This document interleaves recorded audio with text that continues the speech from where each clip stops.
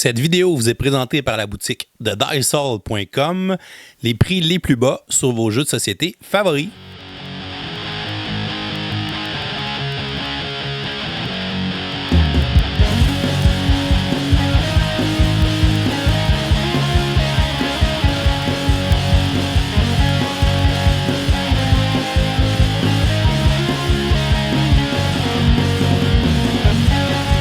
Bonjour chers amis joueurs, ici LP et bienvenue à ce nouvel épisode de Kickstarter 101 or Not. Aujourd'hui je te présente le jeu Gates of Mara qui est un jeu de WizKids, de contrôle de territoire, d'influence, de pouvoir, de placement d'ouvriers. C'est un jeu, la thématique du jeu c'est 4 lignes sur le livret de couverture, c'est juste ici, on ne te reparle pas de la thématique ou de l'histoire du jeu, 0 barre. À l'intérieur du livret, grosso modo, il y a un portail qui s'ouvre quelque part, il y a des seigneurs élémentaires. Fait qu'est-ce qu'on fait quand il y a un portail qui s'ouvre avec des seigneurs élémentaires? On se pitch là-dedans puis on essaie d'en prendre le contrôle. Évidemment, c'est ce que toute personne censée fait. Donc, est-ce que le jeu est intéressant? Je vais commencer par t'expliquer comment on le place, comment on y joue, puis je te reviens à la fin pour te dire ce que j'en pense. Donc, pour la mise en place générale, comment ça fonctionne, commençons par le plateau principal. Pour installer ça, on va avoir à se placer notre portail central, notre Central Gate, qui va être en plein centre de notre plateau. Et autour, on va aller placer un certain nombre de royaumes selon le nombre de joueurs qu'on est. Peu importe le nombre de joueurs, il va toujours avoir le royaume du chaos, qui est ce plateau-là noir. On va s'assurer qu'on met chaque royaume du bon côté selon le nombre de joueurs qu'on joue. J'ai installé une partie à 2 joueurs, donc je vais le mettre de ce côté-ci. Si j'ai installé une partie à 3 joueurs ou plus, je le mettrai de ce côté-ci. Donc je vais avoir mon royaume du chaos qui est toujours là, et on va avoir un royaume par joueur de plus qu'on va piger au hasard. J'installe une partie à 2 joueurs, donc vous l'avez vu, j'installe 2 royaumes supplémentaires que je pige parmi les 4 royaumes élémentaires qui sont disponibles. Ceux qu'on ne prend pas, on les met de côté, on les utilisera pas pendant la partie. Fait que moi j'ai le royaume de l'eau, le royaume de terre que j'ai pigé. Chaque royaume a une piste d'influence comme ça ici qui va de 0 jusqu'à 9. Les joueurs vont prendre un marqueur de leur couleur et aller le placer sur le 0 de cette dite piste. On va également avoir à le placer des bannières sur certains des plateaux de royaumes. Les bannières, on les voit, ils sont indiqués juste ici. Ce sont des cartes qu'on peut aller chercher en cours de partie. Selon le nombre de joueurs qu'on est, il va y avoir 1 ou 2 bannières par plateau. Dans ce cas-ci, dans une partie à 2 joueurs, il y a une bannière par plateau. Fait que de notre deck de cartes de bannières qu'on va brasser en début de partie, on va aller placer une carte bannière comme ça ici sur chaque plateau. J'ai la même chose qui est placée, même si on ne le voit pas à l'écran, j'ai la même chose qui est placée juste ici sur mon plateau vert, mon plateau de terre.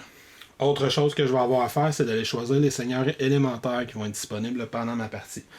D'une façon ou d'une autre, on va toujours prendre le voyageur, le Wanderer, qui lui va commencer dans le royaume du chaos. On voit qu'il y a une espèce de petite zone juste ici au-dessus des endroits pour aller placer nos figures élémentaires. Le voyageur, lui, va toujours commencer ici. Dans les 4 seigneurs élémentaires qui me restent, qui sont associés aux 4 éléments, c'est pas obligé d'être les mêmes que les plateaux. Mais je vais en piger 2 au hasard. Ça peut être ces 2-là, par exemple. Et je vais aller les placer dans le sens horaire à partir du royaume du chaos. Fait qu'on en pige le premier, on va le mettre ici. On pige le deuxième, on va le mettre juste ici. Au niveau du placement du plateau en tant que tel, c'est tout ce qu'il y a à faire. Les autres choses, on s'assure qu'on a nos ressources proches. Fait que dans nos ressources, on va avoir différents cristaux de couleurs qui représentent les différentes ressources élémentaires du jeu. Fait que des ressources dans les 4 couleurs du jeu. Je vais essayer de ne pas tout jeter à terre. On va avoir de l'onyx, qui est une autre ressource précieuse à l'intérieur de ce jeu-là. On va avoir des clés, qui sont une source de points de victoire extrêmement importante. Et on va avoir justement les 10 jetons points de victoire. Ensuite, il va nous rester à placer notre petit plateau d'enchantement. Pour notre plateau d'enchantement, on va avoir différentes petites choses à placer. Premièrement, on va avoir le deck du voyageur qui est ici, qui est un deck de 5 cartes. On va piger la première carte qu'on va rendre visible pour tous les joueurs. Les autres, on peut les mettre juste au-dessus comme ça. On va avoir la même chose à faire avec des cartes objectifs. On va aller placer notre deck en haut à droite. On va révéler les 2 premières qu'on va aller placer dans les 2 cases qui sont ici. On va avoir un deck de cartes enchantement. On va en piger 6 au hasard. On peut mettre le reste du deck sur le côté comme ça. Puis on va en piger 6 au hasard qu'on va aller placer dans les petits endroits qui sont en dessous du plateau. Et on va avoir notre marqueur tour de jeu qui est juste ici. La partie dure exactement 4 rounds de jeu. Donc on va mesurer ça. Avec ça ici, on va prendre un autre petit marqueur comme ça à la couleur de chacun des joueurs. On va les brasser et on va aller déterminer notre ordre de tour de jeu au hasard en début de partie. Ensuite, chaque joueur va avoir à aller choisir sa race. Fait que quel peuple il va jouer. Il va prendre une tuile de peuple comme ceci, qui a des trous juste au-dessus. On va aller placer une espèce de petit support dans le haut comme ça qui va servir à placer d'autres jetons. Et quand c'est fait, on va aller placer les différents jetons qu'on va avoir justement à placer. Dans la zone en haut à gauche, on va aller placer ces marqueurs de possession ou d'influence, si je peux dire, sur les différents royaumes. Au centre, on va aller placer ces caravanes, chaque joueur en a 5. À droite, chaque joueur va prendre un cristal élémentaire de chaque couleur. Fait que donc, on a l'air, l'eau, le feu, la terre, qui vont placer juste ici. On a place, très important, là, on ne commence pas avec de l'onyx, ça c'est pas un cristal élémentaire. Et chaque joueur va prendre ses différents ouvriers. Fait que chaque joueur va avoir deux marchands qui ont une base ronde et un autre personnage qui est le spécialiste, qui a aussi une base ronde. Fait que donc, deux marchands qui ont une base ronde comme ça, un spécialiste qui a une base ronde qui va aller se placer juste ici sur son plateau. On va avoir notre leader qui a une base triangulaire. On va avoir notre champion qui a une base carrée. Et on va avoir deux enchanteurs, deux machines qui ont une base hexagonale. Une fois qu'on va avoir placé tout ça, ben, chaque joueur va faire la même chose. Fait que le deuxième joueur fait également le même placement avec son peuple. Et on va être prêt à commencer à jouer. Je précise qu'à 90% les factions sont pareilles. La différence, là où il y a un petit peu d'asymétrie, c'est que chaque champion a un pouvoir différent, dépendamment du peuple qu'on a choisi. Donc, comment gagne-t-on, perd-on à The Gates of Mara? The Gates of Mara, c'est un jeu dans lequel on essaie d'avoir le plus d'influence possible sur les différents royaumes élémentaires qu'il y a. Une fois que les portails s'ouvrent, on a une occasion unique de gagner l'influence sur ces royaumes-là, puis celui qui va en avoir le plus va l'emporter. Ça va être mesuré en points de victoire. Fait que grosso modo, à chaque tour de jeu, on va essayer de prendre contrôle des différents royaumes élémentaires. Si on réussit, on va aller placer certains de nos jetons de contrôle dans ces royaumes élémentaires-là. Et à la fin de la partie, on va marquer un certain nombre de points de victoire pour chaque majorité qu'on réussit à avoir et chaque deuxième place qu'on réussit à avoir dans chacun des royaumes qui sont là. On va également marquer des points pour les clés qu'on va avoir eues. Ça aussi, c'est une question de majorité. Les clés qui permettent d'ouvrir les portails de Mara. Justement, les cartes enchantement qu'on va avoir vont nous rapporter des points de victoire. Et on va ramasser des points de victoire directement. Fait que des jetons tout au fur et à mesure que la partie va avancer. Fait qu'en fin de la partie, tout simplement, celui qui l'emporte, qui en a le plus l'emporte. Et on a 4 rounds de jeu pour essayer de faire tout ça. Avec tout ça, comment fonctionne un tour de jeu en tant que tel? En commençant par le premier joueur, là, sur notre plateau d'enchantement, c'est le joueur vert qui commence son tour de jeu. En commençant par le premier joueur, chaque joueur va placer un de ses ouvriers, un de ses soldats, un de ses champions, sur l'une des zones permises du plateau principal. Il va avoir à payer de l'énergie pour le faire. On a un petit marqueur d'énergie qui est un petit cube comme ça sur une petite piste là, qu'on voit mal, mais on a une petite piste qui va de 0 à 11 derrière. Et on commence chacun de nos tours de jeu avec 11 d'énergie. Ça se régénère tout seul au début de chaque tour de jeu. Fait que donc le premier joueur va placer un de ses ouvriers, ensuite le joueur suivant va placer l'un des siens. Puis on va continuer comme ça en faisant des allers-retours jusqu'à temps que tous les joueurs aient passé ou que tous les joueurs n'aient plus suffisamment d'énergie pour pouvoir déployer un nouvel ouvrier. Je précise qu'on a le droit volontairement de passer même s'il nous reste de l'énergie. Fait que même s'il me restait par exemple 2, 3, 4 d'énergie puis je décide que j'en ai assez pour ce tour-là, je vais passer. Sauf que si on passe, on ne peut plus revenir actif dans la zone de placement du tour en cours. Fait que si on jouait par exemple dans une partie à 4 joueurs, je décide de passer, les 3 autres jouent un tour, puis ça revient à moi, j'ai passé, je ne peux pas rejouer. Maintenant, comment ça fonctionne pour déployer ses ouvriers? La twist de ce jeu-là, c'est qu'on l'a vu, premièrement, chaque ouvrier a une base différente. La base indique où l'ouvrier va pouvoir aller et chaque ouvrier a un coût qui est indiqué juste en dessous ici. Un coût en énergie que je dois payer pour pouvoir le déployer. Fait qu'on voit par exemple que mes 2 marchands et mon spécialiste coûtent 1 d'énergie. Mon champion et mes 2 enchanteurs coûtent 2 d'énergie, alors que mon leader va coûter 3 d'énergie. En plus de ça, je pourrais payer de l'énergie qui est juste en dessous ou différentes ressources selon ce qui est demandé pour aller activer le pouvoir de la figurine que je mets en place. Par exemple, si je décide de placer mon architecte comme première action, ça va me coûter 1 d'énergie. Fait que je vais déplacer mon petit cube qui est derrière pour montrer que j'ai payé l'architecte. Ensuite, comment je décide où je vais aller placer ce dit architecte? Ça dépend de sa forme. Fait qu'on voit que lui est circulaire. Les ondes circulaires, je peux les placer juste sur les royaumes extérieurs en tant que tel. Fait que directement dans les royaumes, on le voit d'ailleurs avec le symbole qui est directement ici. Il y a le symbole de cercle. Je peux aller placer un jeton circulaire qui est à l'intérieur. Si j'avais décidé de payer 2 d'énergie pour déployer plutôt mon champion. Mon champion qui coûte 2 d'énergie, c'est indiqué juste en dessous. Ben, il y a le symbole de carré, fait que je peux aller le placer ici. Mais les champions peuvent également aller dans les portails qui sont entre les royaumes, juste ici. Mais on le voit, il ne peut pas aller au centre. Le centre, ce n'est qu'un triangle. Fait que lui, il peut aller dans un de ces deux zones-là, évidemment sur n'importe quelle des zones qu'il y a un carré. Si j'avais décidé de payer 3 d'énergie, comme ça ici, j'aurais pu déployer mon leader, qui lui également peut aller dans les zones des royaumes parce qu'il y a un triangle. Il peut aller sur les portails qui sont ici, qui ont un triangle aussi, mais il peut aller au centre. C'est la seule figure d'ailleurs qui peut aller au centre. Fait que ça, c'est les règles de placement de base. Je précise qu'on ne peut pas aller à un endroit qui est déjà occupé, fait que si je prends mon premier tour en payant 3 d'énergie pour envoyer mon leader au centre, ben mon adversaire va pouvoir déployer son leader n'importe où ailleurs, mais pas au centre. Fait que ça, c'est les règles de placement importantes. Je précise aussi également que parfois, on va rajouter des clés au centre. Si je déploie mon leader au centre et il y a une ou plusieurs clés disponibles, je les ramasse toutes que je vais aller placer dans ma réserve personnelle.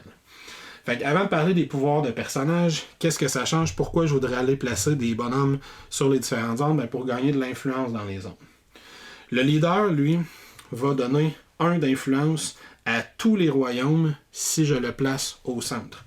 Fait que si je paye 3 d'énergie pour envoyer mon leader au centre, je vais gagner 1 d'influence que je vais aller placer en déplaçant le petit marqueur sur chacun des royaumes qui est adjacent. Fait qu'il y a donc une grande influence si je fais ça comme ça.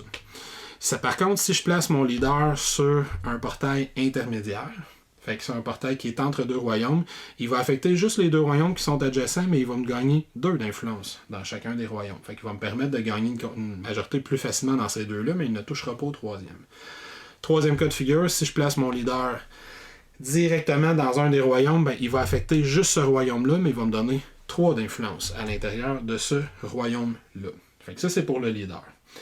En plus, quand je déploie le leader, je peux sacrifier 3 jetons d'énergie de mon choix, 3 cristaux élémentaires de mon choix, pour gagner un onyx, tout simplement, que je vais rajouter à ma réserve. Et ça, ce que je viens de vous dire, c'est rappelé sur la petite fiche personnelle. Si je déplace mon leader, il va me donner 3 d'influence, 2 d'influence ou 1 d'influence selon la zone dans laquelle je le place. Et en plus, je peux dépenser 3 ressources pour gagner un onyx quand je place mon leader. Fait que ça, c'est pour le placement du leader. Si je place le champion, on voit que le champion, il a un petit peu moins d'influence. Je peux aller le placer sur un portail qui est entre 2 royaumes. Il va me donner 1 d'influence dans les 2 royaumes adjacents, ou je peux aller le placer directement dans un royaume où là, il va me donner de l'influence juste dans ce royaume-là, mais il va m'en donner 2, comme ça ici. Fait que je vais placer mon petit jeton, il va monter de 2 si je place mon champion à cet endroit-là. Mon champion, en plus, lui, je peux payer 1 d'énergie. C'est le même pouvoir pour tous les peuples. Fait que je peux payer 1 d'énergie pour déployer une caravane dans le royaume où j'ai déplacé mon champion. Fait que quand je déplace mon champion juste ici, je peux prendre une de mes caravanes en payant 1 d'énergie supplémentaire. Je rappelle que ça a déjà coûté 2 d'énergie de déployer le champion. Et la petite caravane, je peux la placer dans un de ces petits symboles-là, juste ici. C'est moi qui décide lequel. Je suis pas obligé d'y aller de gauche à droite. Et je gagne immédiatement le bonus qui est présent dans la zone. Fait que si par exemple je gagnerais 2 cristaux de terre, 1 point de victoire ou 1 d'influence supplémentaire dans la zone où j'ai placé mon champion. Fait que ça, c'est pour le champion. Finalement, mes marchands et mon spécialiste, ben, eux autres, ils ne peuvent aller que dans les royaumes. Et si je le place dans un royaume, disons que j'étais à 0, si je le place dans un royaume, je paye 1 d'énergie pour déployer mon personnage et j'avance de 1 d'influence tout simplement dans ce royaume-là, comme tel qu'indiqué juste en dessous. Je précise que le spécialiste, lui, a le même pouvoir de base, mais en plus, le spécialiste, il a un pouvoir supplémentaire. Et là, chaque peuple a un pouvoir différent. Ce peuple-là, qui n'est pas en jeu présentement, on me dit que je pourrais payer 2 d'énergie pour gagner 2 d'influence supplémentaire dans le royaume où je l'ai déplacé. Le peuple que moi j'ai choisi, le peuple vert, ben on voit que je pourrais payer 2 d'énergie en déployant mon champion. Mon spécialiste, dis-je, pour gagner 1 d'influence et placer une caravane en plus, gagnant le bonus de la caravane, comme je viens de l'indiquer. Fait qu'on voit que les 5 premiers ouvriers que je peux placer vont avoir des particularités. Les enchanteurs, je vais y revenir. Pour l'instant, je vais juste préciser, on a vu que dans les royaumes, il n'y a pas de case hexagonale, donc les enchanteurs, je ne peux pas les placer dans les royaumes que je viens de montrer. Continuons en expliquant les autres choses qui sont importantes quand je place des ouvriers. Bien, quand je place un ouvrier, je vais pouvoir aussi activer le pouvoir de la case où je le place. Fait que allons voir qu'est-ce qu'on peut avoir comme pouvoir de case si je prends mon petit pouvoir qui est juste ici. Par exemple, j'ai placé mon marchand juste ici. Fait qu'on voit qu'en plus d'avoir activé les capacités que le marchand peut avoir, ou si par exemple à la place de placer mon marchand, j'avais placé mon spécialiste, ben, je peux payer 1 d'énergie pour placer mon spécialiste, je peux payer 2 d'énergie supplémentaire pour activer le pouvoir du spécialiste, et je peux payer un autre point d'énergie pour activer le pouvoir qui est juste en dessous. Dans ce cas-ci, je pourrais gagner 3 cristaux élémentaires verts ou 2 cristaux élémentaires bleus. Si j'avais choisi de le placer juste ici à la place, ben, en payant 1 d'énergie supplémentaire, je pourrais gagner la bannière qui est juste en dessous. Qu'est-ce qu'on fait avec des bannières? Ben, retournons à notre plateau personnel. Quand on gagne des bannières, l'ouvrier qui va avoir été chercher la bannière peut se placer la bannière juste en dessous de sa carte personnage. Fait que par exemple, ici, cette bannière-là me dit je peux placer cette figure dans une place qui est occupée. Fait qu'en allant la placer juste en dessous, comme ça ici, de mon spécialiste, ben pour le reste de la partie, ce spécialiste-là, quand je vais le déployer, sans coût supplémentaire, il peut aller en endroit qui a déjà une autre figure, tout simplement. Et là, dans le deck de cartes de bannière, je ne les passerai pas toutes une par une, mais il y a beaucoup de pouvoirs différents. Quand je déploie cet ouvrier-là, je gagne un point de victoire, je peux activer le voyageur, je gagne 1 d'énergie quand je déploie cet ouvrier-là, etc., etc. Fait qu'on va avoir différents pouvoirs qu'on peut aller activer tout au long de la partie, au fur et à mesure qu'on place ces cartes-là sur nos ouvriers. Autre chose importante à tenir en compte, quand je déploie des ouvriers dans des royaumes. S'il y a un seigneur élémentaire ou s'il y a le voyageur dans le royaume où je déplace mon ouvrier, je peux l'activer. Chaque seigneur élémentaire a un pouvoir particulier, fait que si je monte la base, juste pour qu'on la voit bien, c'est appelé sur sa base, ce seigneur élémentaire-là qui est le seigneur de l'air, ben, je peux gagner une ressource de mon choix parmi les 4 ressources du jeu à chaque fois que je déploie un ouvrier dans le royaume où il se trouve. Celui-là ici, il me dit que pour chaque caravane que je place, ben, je gagne 1 d'influence supplémentaire dans le royaume où lui se trouve, si je place des caravanes dans le royaume où il se trouve. Le Wanderer me permet d'activer la carte du Wanderer. Qu'est-ce que c'est la carte du Wanderer? Ben, allons sur le 3e plateau qui est juste ici. Quand j'active le Wanderer, il va toujours me permettre de faire de la conversion. C'est une carte qui est piégée au hasard. Il y en a 5 dans la partie. On va avoir donc 4 des 5. Fait que lui, par exemple, il me dit je peux transformer un Onyx en 5 ressources ou en 3 points de victoire. Fait que ça peut être tentant de déplacer mon leader pour gagner un Onyx, pour éventuellement activer le Wanderer pour refaire cette conversion-là. Et chaque carte va avoir une conversion différente. C'est toujours un des 4 éléments ou de l'Onyx que je transforme. Fait qu'on peut même prévoir un petit peu qu'est-ce qu'il va avoir. Fait que c'est pas mal ça pour le plateau principal. Évidemment, là, il va rester des petites choses sur le plateau d'enchantement. On avait dit qu'on reparlerait plus tard des enchanteurs. Les enchanteurs, c'est des figurines qui ont une base hexagonale. Si je paie 2 d'énergie pour déployer un enchanteur, je ne le déploie pas sur le plateau principal. Fait que sur les royaumes, je vais le déployer sur le plateau d'enchantement. On voit d'ailleurs qu'à 2 joueurs, j'ai 2 cases qui sont disponibles. À 3, j'en ai 3. Et à 4 joueurs, les 4 cases sont disponibles. Quand on le place, notre personnage sur le plateau d'enchantement, ben, ça nous permet d'aller chercher, c'est rappelé d'ailleurs que le petit symbole qui est en dessous, 2 cartes d'enchantement différentes. Je peux choisir les cartes que je veux, je peux en acheter juste une. Par exemple, si j'achète cet enchantement-là, on me dit qu'il me coûte une ressource d'eau et une ressource à mon choix à acheter.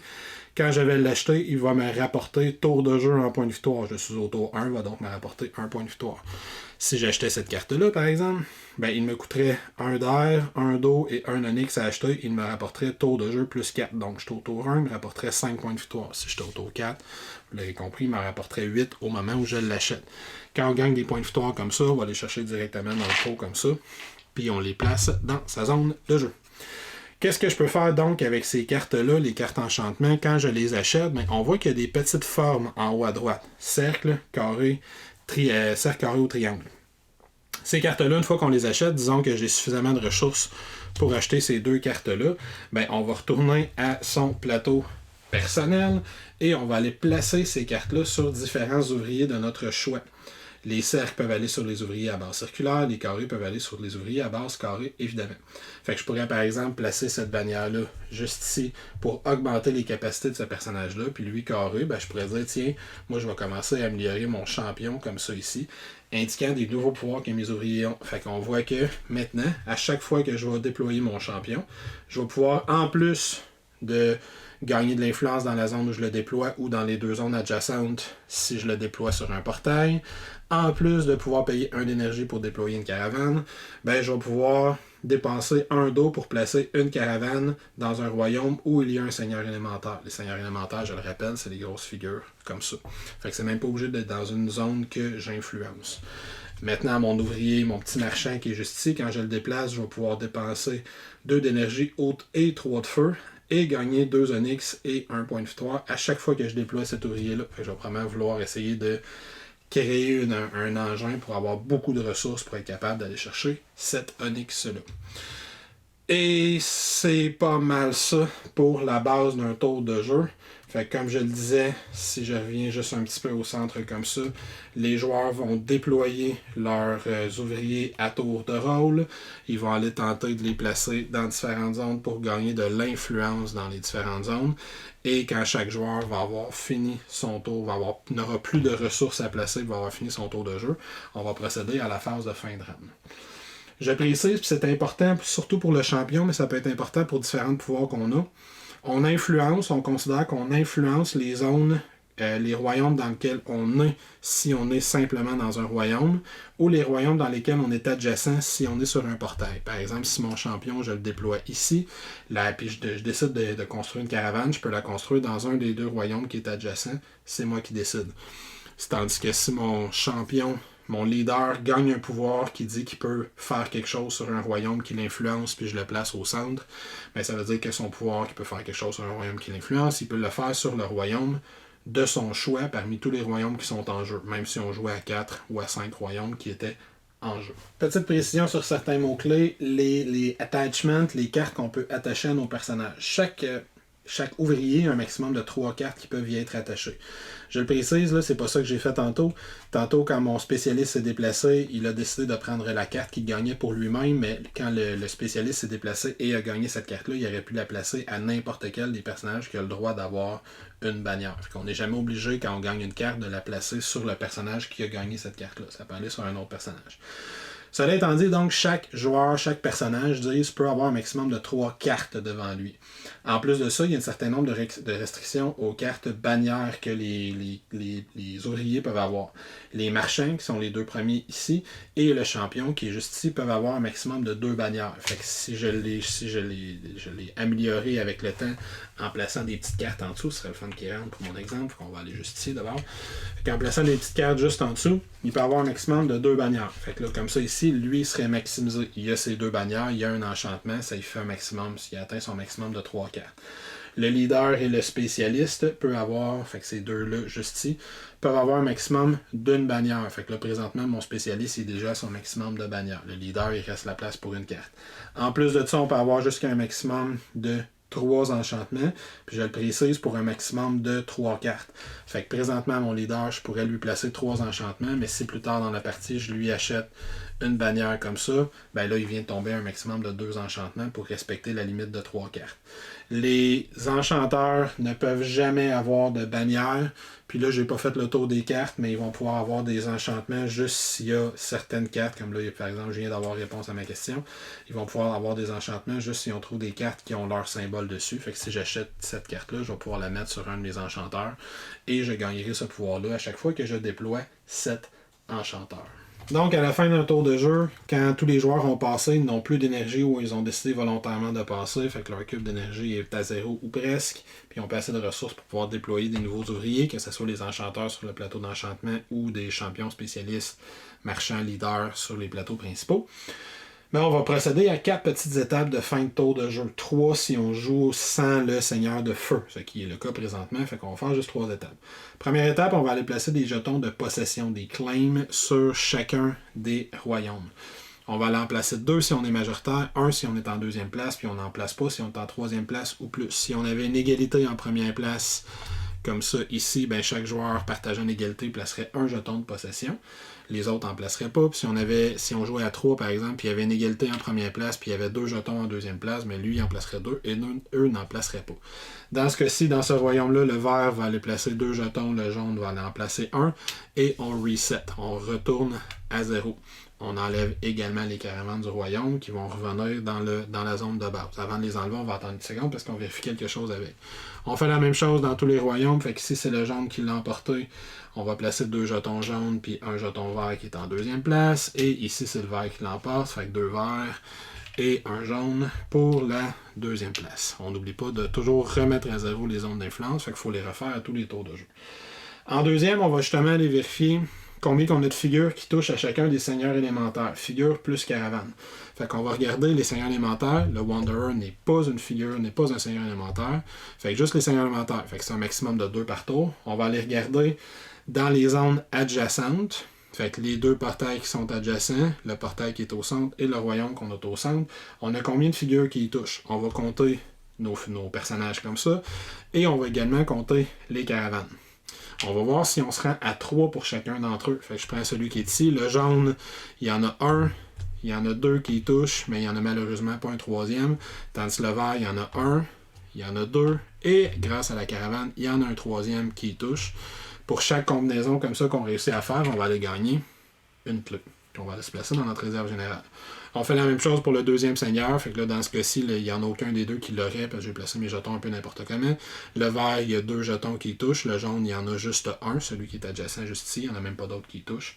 Fait que là, ici, on ne gagnerait pas de clé pour celui-là supplémentaire. Les clés vont être une majorité pour les points de victoire à la fin de la partie. Dernière chose qu'on fait à tous les tours de jeu, on regarde si on a atteint l'objectif pour le tour de jeu en cours. Fait que ici, par exemple, j'ai un premier objectif qui me dit est-ce que j'ai 3 ressources dans les couleurs de mon choix, 2 banners, 2 cartes de bannière et un onyx dans ma réserve. Si c'est le cas, je marque 4 points de victoire. Et j'ai une deuxième carte objectif. Est-ce que j'ai 3 figures différentes qui ont un enchantement ou une bannière? Disons que c'est le cas, je fais également 4 points de victoire, je ramasse ça, je mets ça dans ma réserve. Quand les objectifs, on les a faits, on peut les défausser. On en pige 2 nouveaux pour le prochain tour. On va remplacer la carte du Wanderer, on en pige une nouvelle pour le prochain tour. Fait que ma réserve n'est pas la même. Donc mon échange ne sera pas le même d'un tour à l'autre.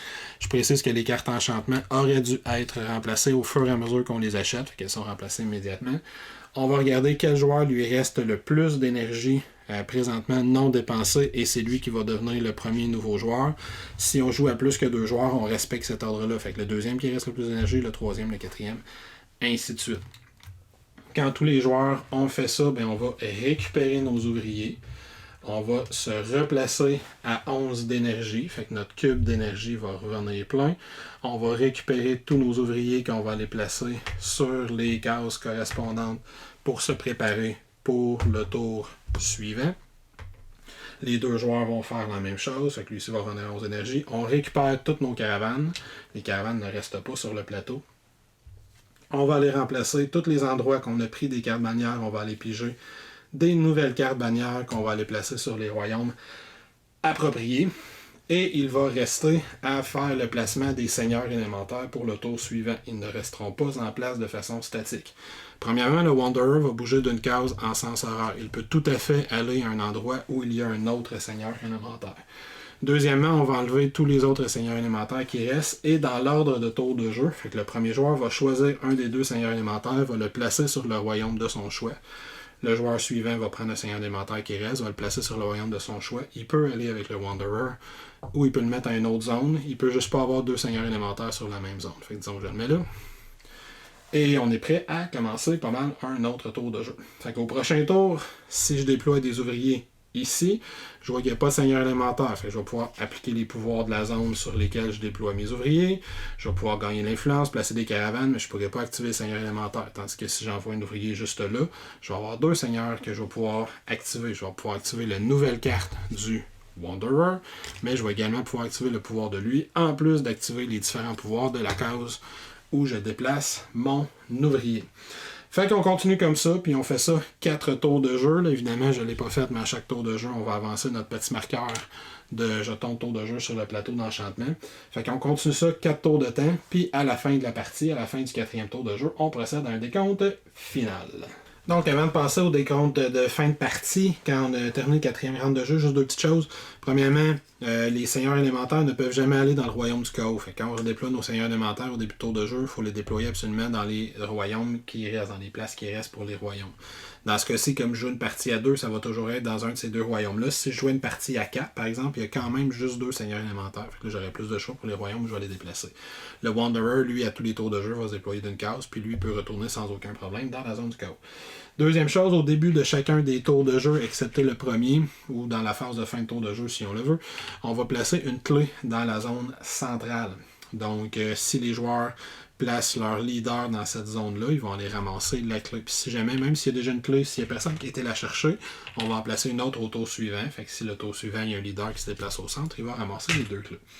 Cela étant dit, comment fonctionnent les points en fin de partie, ben là on comprend que plus la partie a avancé, plus on a été placé des jetons claim dans les zones comme ça ici. Fait qu'on va aller gagner davantage et davantage et davantage d'influence et de pouvoir dans chacun des royaumes élémentaires. C'est ça qui va nous rapporter des points de victoire en fin de partie. Pour chacun des royaumes, on va aller vérifier qui est majoritaire. Celui qui est majoritaire en claim va aller chercher cette fois-ci rien de moins que 20 points de victoire. Pour chaque royaume où il est majoritaire. Il va aller les placer dans sa réserve personnelle. Celui qui est en deuxième place va ramasser 10 points de victoire. Puis on va séparer les égalités.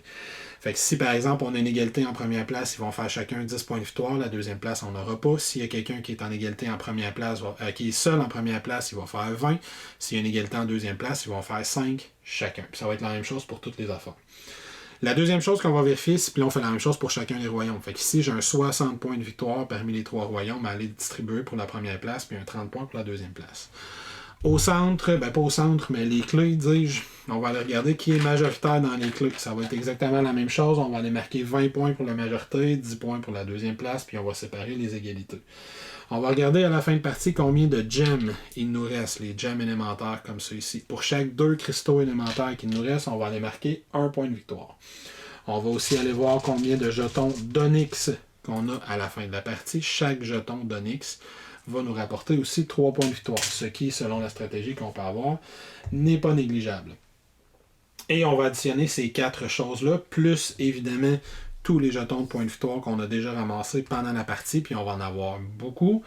Et on va vérifier qui en a le plus pour remporter la partie. Je précise qu'il faut avoir au moins un jeton pour gagner une majorité. Ça veut dire que si moi j'ai pas ramassé un jeton clé de la partie, même si on joue à 2 joueurs, je ne gagnerai pas de points pour la deuxième place. Même chose pour les claims. Des fois dans une partie à 3 ou 4 joueurs, il y a plus de royaumes. Ça se peut qu'on ait laissé un royaume complètement de côté. Fait que même si on a 0 jeton claim ou 0 clé, on ne peut pas réclamer la deuxième place. Bon, encore moins la première évidemment. Si jamais il y a une égalité en fin de partie, ben celui qui a le plus de clés, on a une espèce de petit bris d'égalité comme ça. Là, fait que celui qui a le plus de clés l'emporte. Sinon, c'est celui qui a le plus d'attachment. Fait que celui qui a le plus de cartes enchantement, bannière. En troisième, il y a celui qui a le plus d'onyx. Puis en quatrième, ben, les joueurs vont partager la victoire parce que ça leur tentait pas de trouver une quatrième règle pour les bris d'égalité. Donc voilà, c'était le jeu Gates of Mara de WizKids. Fait que d'abord, au niveau de la critique, premièrement, les composantes. C'est un jeu que les composantes sont vraiment de très très haute qualité, selon moi. J'aime beaucoup les petits cristaux qui servent de ressources qu'on va mettre pas très bien à l'écran présentement. J'aime beaucoup les plateaux élémentaires, l'iconographie est super claire dans le jeu. Les cartes sont de bonne qualité aussi avec de l'information claire dessus. Et j'aime beaucoup les standees qu'il y a dans le jeu. Je suis content que ce soit pas des figurines. C'est des standees qui sont très colorés, très visuels, qui sont représentés. Chaque race a ses propres standees aussi, ils sont pas pareils d'une race à l'autre. Les bases, c'est bien fait, ça rend très clair quelle figurine peut aller où à l'intérieur du jeu. Fait que le matériel va aider à la compréhension du jeu, ce que j'apprécie. L'insert à l'intérieur de la boîte n'est pas très bien fait. Tout rentre, mais pas super bien. Ma boîte ferme juste limite. J'assume qu'ils ont assumé qu'on défrait les standees entre chaque partie, ce que je ne fais pas parce qu'à force de les faire, des enlever, des remettre, ça abîme le standee de carton. Fait que ça rentre si on les défait pas, mais c'est pas vraiment bien pensé pour le ranger. J'aurais même une petite affaire plus grosse pour qu'on soit capable de rentrer les standees comme il faut. Mais on voulait y aller avec une boîte de taille standard. Là. Fait que ça permet à tout le monde de bien rentrer dans la bibliothèque de jeu. Au niveau du gameplay, c'est un jeu qui m'a beaucoup surpris par sa qualité. Moi, j'ai vraiment beaucoup aimé ça. J'ai été très surpris. Je m'attendais pas à aimer ça tant que ça. Fait que le cœur du jeu, c'est vraiment qu'on va déployer ses ouvriers, on va tenter d'améliorer ses ouvriers pour en tirer le maximum possible entre les tours de jeu, entre chaque fois qu'on les déploie dans le fond. Et quand on va les améliorer, bien, soit on va chercher des cartes bannières qu'on va aller glisser en dessous, soit on va payer pour aller chercher des cartes d'enchantement qui en plus nous rapportent des points de victoire pour aller les placer sur nos ouvriers. Et l'ordre dans lequel on va déployer nos ouvriers est super important parce que si je déploie un spécialiste qui gagne une carte, cette carte-là, je peux la mettre sur un marchand, que quand je vais déployer cette marchand-là, je vais tout de suite activer la carte que je viens de gagner. Peut-être pour aller déplacer en dessous de mon leader, que là, quand je vais gagner une autre carte que je vais mettre au leader, quand je déplace le leader, j'active la carte. Fait que ça, c'est très intéressant cet aspect-là parce qu'on ne les déploie pas souvent, nos ouvriers. Chaque ouvrier est déployé un maximum de 4 fois dans la partie. On joue juste 4 tours de jeu. Fait que ça vient plus rapidement qu'on pense en début de partie.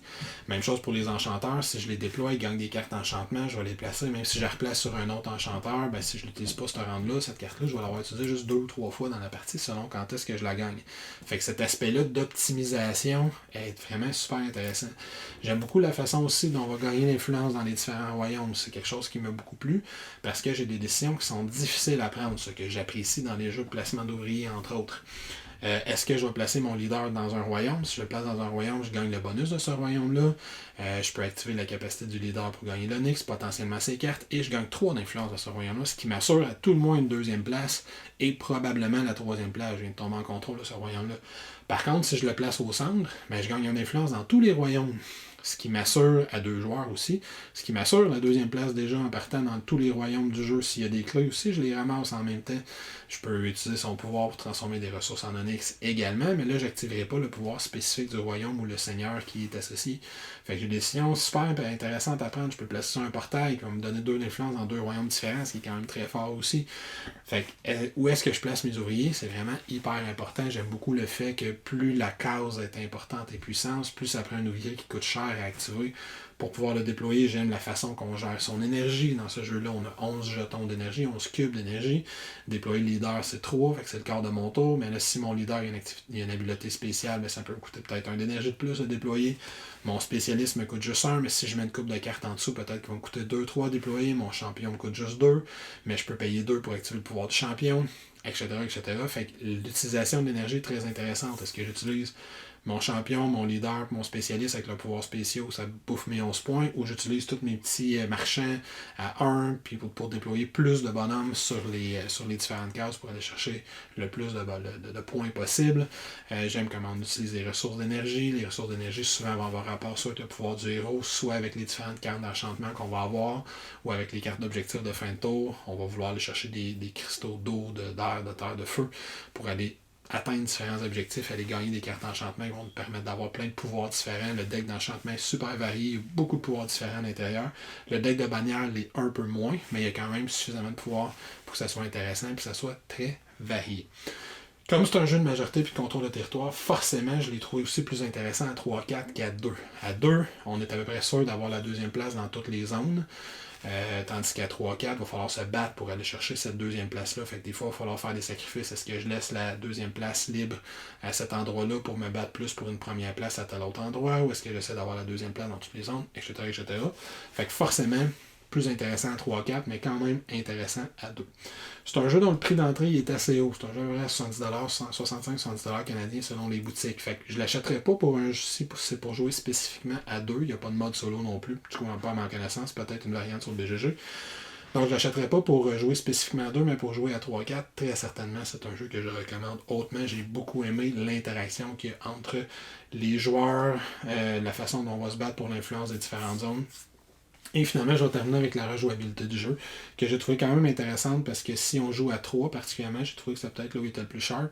Si on joue à 3, on n'utilise pas tous les royaumes élémentaires, fait qu'il va y avoir une petite variante dans les royaumes d'une partie à l'autre, et on utilise d'une façon ou d'une autre, peu importe le nombre de joueurs, toujours juste 2 seigneurs élémentaires sur les 4. Et comme les seigneurs élémentaires se déplacent d'un royaume à l'autre, ben, ça fait que le petit pouvoir du seigneur, ça ne sera pas les mêmes qui vont être disponibles d'une partie à l'autre, puis ça sera pas. Ils ne sont pas toujours placés de la même façon. Ça, j'ai trouvé ça intéressant aussi. Rajoute à ça que ton deck de cartes enchantement, il est quand même assez volumineux.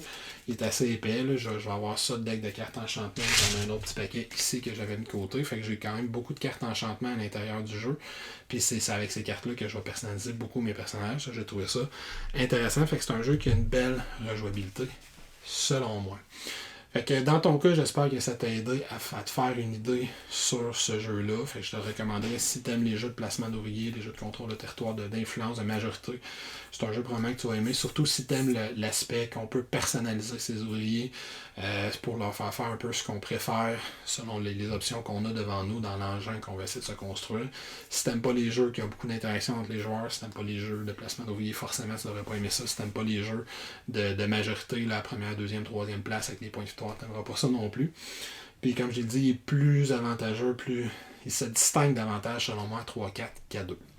Fait que donc, sur ce, avant de te souhaiter une bonne fin de journée, je vais t'inviter à venir t'abonner à notre chaîne YouTube, venir visiter nos pages Facebook, Twitter, Instagram, et pourquoi pas à venir nous supporter sur Patreon pour qu'on puisse continuer à te fournir du matériel que l'on espère être toujours d'excellente qualité. Sur ce, ciao, à la prochaine et fais attention à toi.